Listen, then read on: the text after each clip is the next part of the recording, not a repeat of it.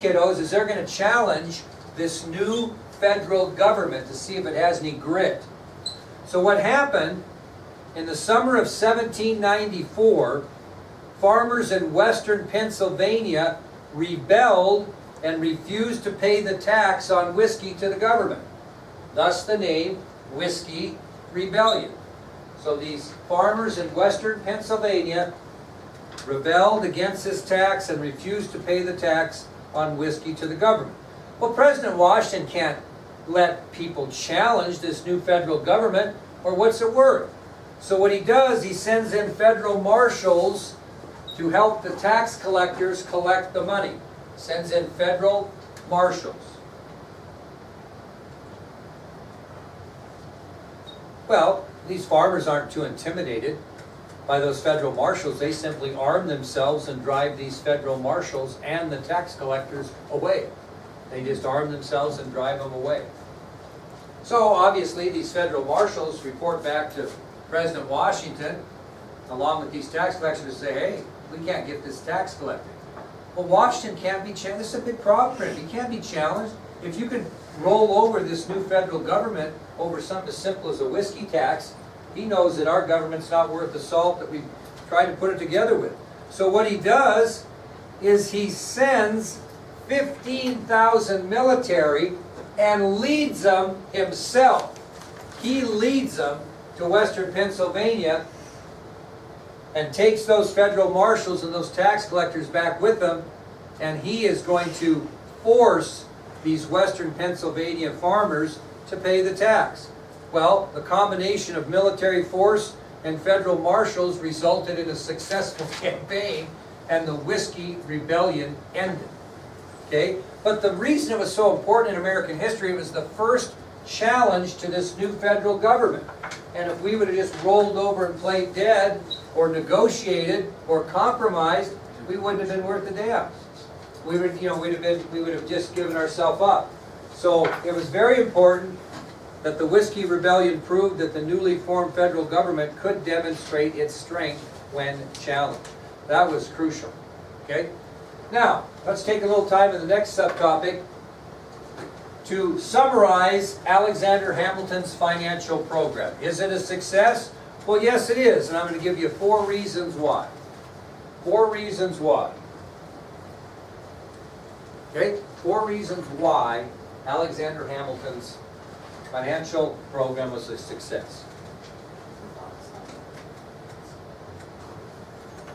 Number 1, by paying off our debts, the new government showed that it was responsible and organized enough to meet its obligations. Okay, we can be trusted. We will get people to loan us money again. So by paying off its debts, the new government showed that it was both responsible and organized enough to meet its obligations, meaning that we would continue to have the trust of those who lent us money, and if we needed to borrow money in the future, we would be able to do so. That was the first success of Hamilton's financial program. Number 2, the national bank system provided a sound, uniform currency that gave Americans faith in paper money. The national bank system provided a sound, uniform currency which allowed the American people to have grown confidence in paper money. Number 3, the taxes that we did levy, that we've talked about, did bring a small amount of much needed revenue into the federal treasury. These taxes we talked about that were levied did bring a small amount of much needed revenue into the federal treasury. And the 4th thing, it's kind of an example, is the Whiskey Rebellion. Again, the Whiskey Rebellion, as a result of Hamilton's financial program, extended the powers of the federal government to deal with those people who violated the law by not agreeing to do what? Pay taxes. Okay? So the Whiskey Rebellion extended the powers of the federal government to deal with those individuals who violated the law by refusing to pay their taxes. Okay, now about the time we get our stuff together within the United States, we're going to get in trouble with foreign affairs, which takes us to our next subtopic, the French Revolution and trouble with Great Britain. The French Revolution, trouble with Great Britain. Now this doesn't have anything to do with us, but we're going to get sucked in. Okay? So what happens in the spring of 1789, a revolution broke out in the country of France. In 1789, a revolution broke out in the country of France. Not a lot different than the American Revolution. Certain people in France got tired of French rule, so they revolted. Now they went to a little more extreme than we did, but same concept. Well, the difference is this uprising in France became an absolute bloodbath. Revolutionists mobbed and beheaded thousands of people, mostly in the upper class and nobility. Now, we tarred and feathered people in our revolution and beat the hell out of them on occasion, but we never beheaded anybody. And that's what they were doing there. These revolutionists were beheading thousands of people in France, mostly in the upper classes and nobility, which would be like royalty. Now, to tell you how crazy this thing got, among those beheaded were King Louis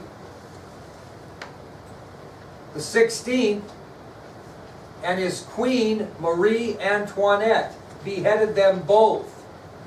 King Louis the 16th and his queen Marie Antoinette were both beheaded during this revolution in France. This thing was out of control. Well, the revolution ended successfully and a new government was established in France.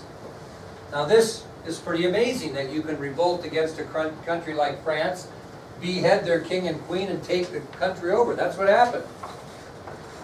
Well, the problem was Great Britain did not favor this new leadership. Great Britain did not favor this new leadership. And because they didn't favor the new leadership, in 1793, Great Britain declared war against this new French government. So Great Britain did not favor the new leadership in France, and as a result, in 1793, Great Britain declared war against this new French government. And unfortunately, it's not going to be too long before the United States is going to feel the effect of this conflict in Europe. What happened? How did we get in the middle of this? Trade. What? Trade. Very good. Both countries began seizing American ships that were carrying goods to each of those countries, Great Britain and France, because neither country wanted American goods to get to their enemy. So we got caught in the middle, and both the British and the French began to seize our American ships. So the French seized American ships carrying goods to the British, and in turn the British seized American ships carrying goods to France. Well, that's bad enough, but when they seized our ships, they captured our sailors and forced them to serve in their navies.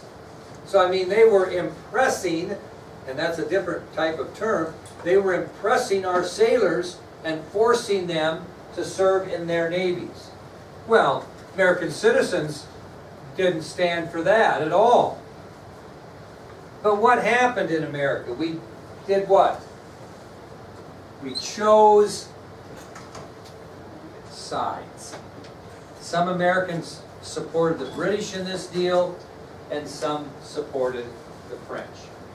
Now, it even went down politically, because Alexander Hamilton and his supporters, which would be people that lived in the North, favored Great Britain in the conflict, and Thomas Jefferson and his supporters that were in the South favored France. So we've got problems within our own political government on which side to favor. So the United States is in a terrible position concerning the conflict between Great Britain and France. Now, I told you we'd get back to this. What did we do in 1778 during the Revolution? We needed help. We signed a treaty with who? We said we would defend the French West Indies. We said we would never sign an individual peace agreement with Great Britain. And so the United States was still bound by that old treaty that they signed with France, the Treaty of 1778. And according to this permanent alliance that we signed at the time, because we were in hurting, the United States is obligated to defend the French West Indies. Now, if the United States aided France in any way, who's going to declare war on us? Great Britain. So, I mean, we are stuck between big time. And what I tell you about our military power at this time, awful. The last thing we can afford is to get ourselves in a conflict. So according to this permanent alliance we signed with the French, we are obligated to defend the French West Indies against the British. Well, if the United States aids France in any way, it'll soon find itself in war with Great Britain. And the military power of the United States was just horrible at this time. We weren't prepared to fight anybody. So this is a pretty grave situation for the United States and President George Washington. Well, as this whole thing is going on, in April of 1793, France sends their foreign minister, Edmond Genet, to the United States. And you can imagine what he's going to ask for.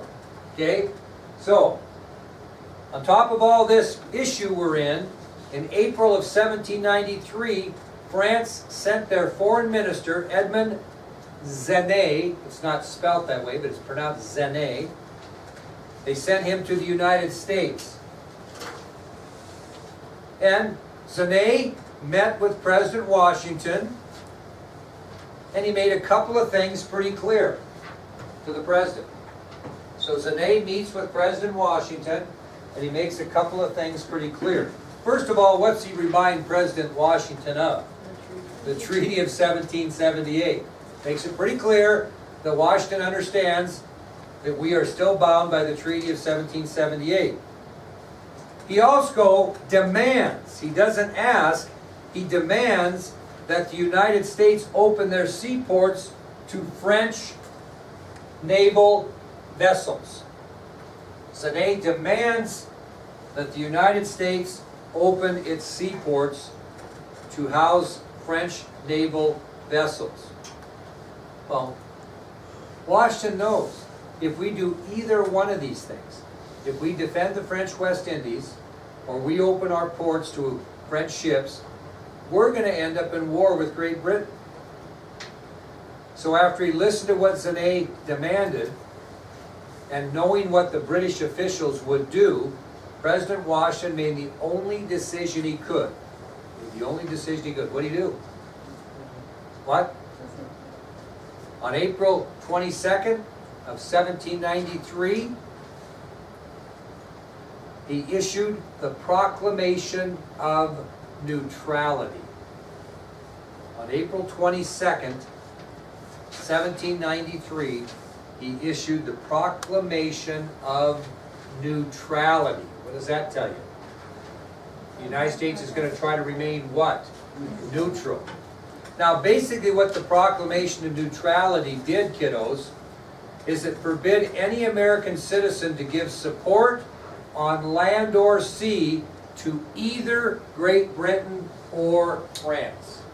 The Proclamation of Neutrality stated that no American citizen could give any support, either on land or by sea, to either Great Britain or France. Now, Washington's decision was widely supported by both his cabinet and the Congress. They both supported this stand, this Proclamation of Neutrality.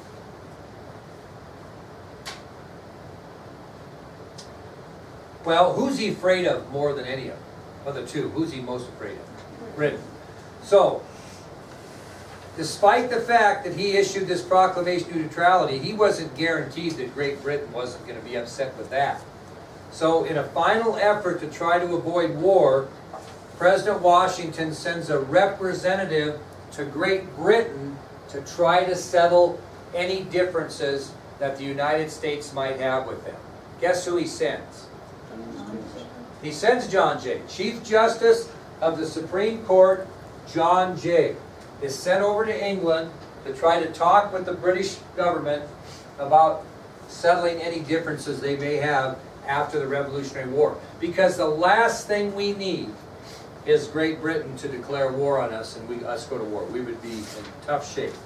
So in a final effort to try and avoid war, President Washington sent Chief Justice of the Supreme Court, John Jay, to Great Britain to try to settle differences. Now, we were in a tough spot because basically Jay is willing to offer things that would be favorable to Great Britain in exchange for a guarantee that Great Britain would not do what? Declare war on us. So we have nothing to gain and everything to lose. So the United States has directed John Jay to offer things favorable to Great Britain in exchange for a guarantee that Great Britain would not go to war with the United States. Well, what do we get? All we're getting is a guarantee they won't go to war with us. Here's what Great Britain got out of the deal. Here's what Great Britain got. Number one, they were given the right to trade freely in all American ports. They were given the right to trade freely in all American ports.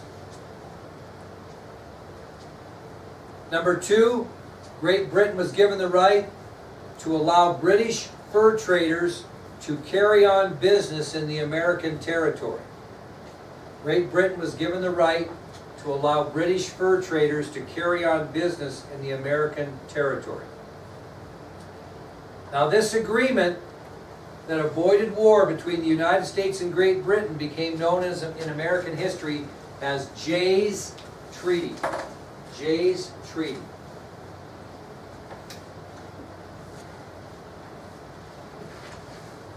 Okay.